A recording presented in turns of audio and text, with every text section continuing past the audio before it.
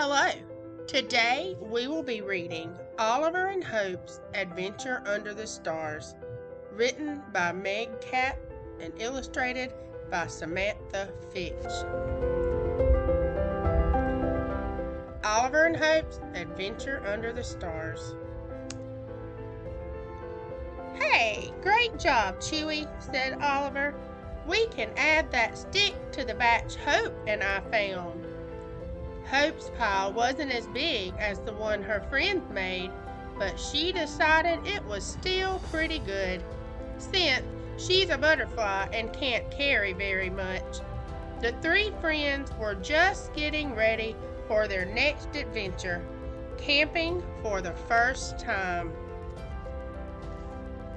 "Blimey, this path is a bit dodgy," said Chewy in his English bulldog accent. But the path wasn't the only thing making Chewy nervous.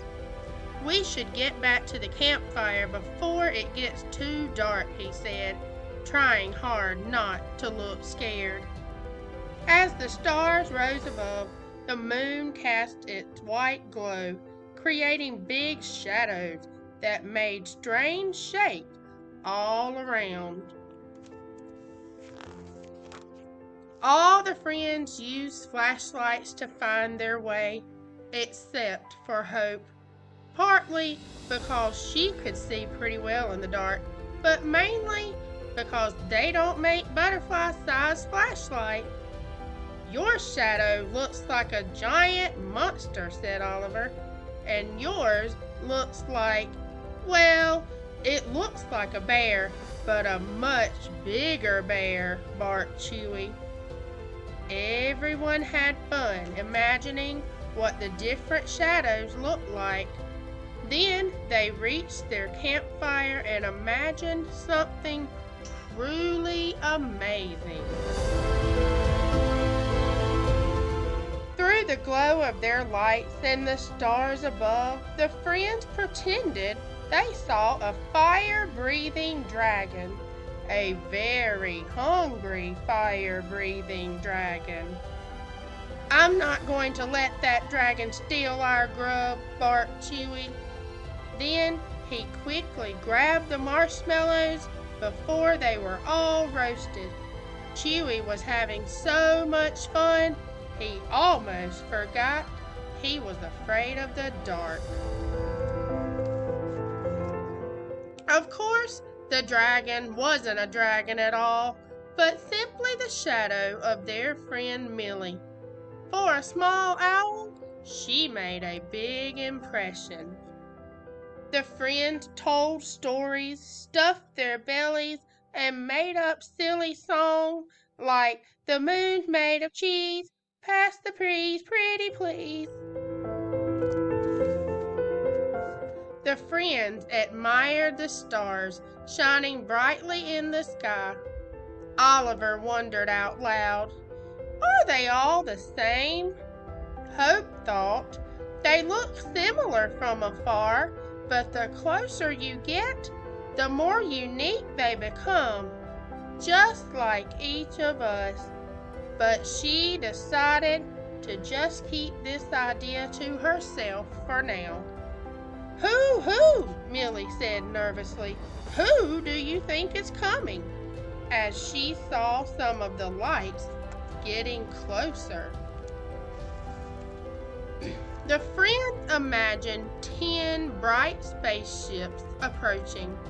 Soon they were all running around playing alien tag, which is pretty much like regular tag, except you play it with alien spaceships. "Tag, you're it!" hooted Millie. Of course, the aliens weren't aliens at all. They were fireflies dancing in the night, but pretending they were from outer space was a lot more fun. Hope flew up close to one of the fireflies and thought, "You're the most beautiful thing I've ever seen." And the firefly thought the same thing about Hope's colorful wings. By now, it was late, and everyone was a little tired from chasing imaginary dragons and aliens all night.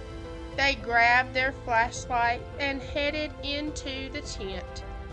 "Time to get ready for bed," Oliver said with a mouthful of toothpaste, tops and bottoms, side to side. By the time Chewie found his flashlight, everyone had disappeared. Once again, the dark made him feel scared. "Where are my mates?" he wondered nervously. As he slowly walked toward the tent, he thought he saw something very peculiar. Chewie imagined a nighttime circus tent filled with elephants, giraffes, and acrobats spinning in the air. At least, that's what it looked like to Chewie, who stood frozen in amazement.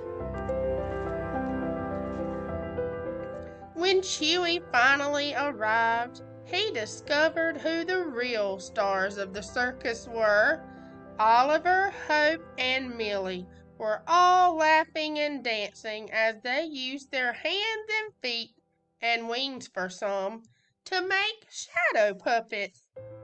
Chewie popped into the tent, flexed his muscles, and cheered, "Introducing the amazing Chewie the Great." Soon the lights dimmed on the circus and the friends tucked each other into their sleeping bags. "Who would have thought," asked Millie, "that we'd see so many exciting things in one night camping?"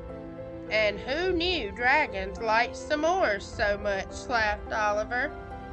Oliver's friends giggled themselves to sleep, including Chewie, who decided the dark wasn't quite as scary as it used to be.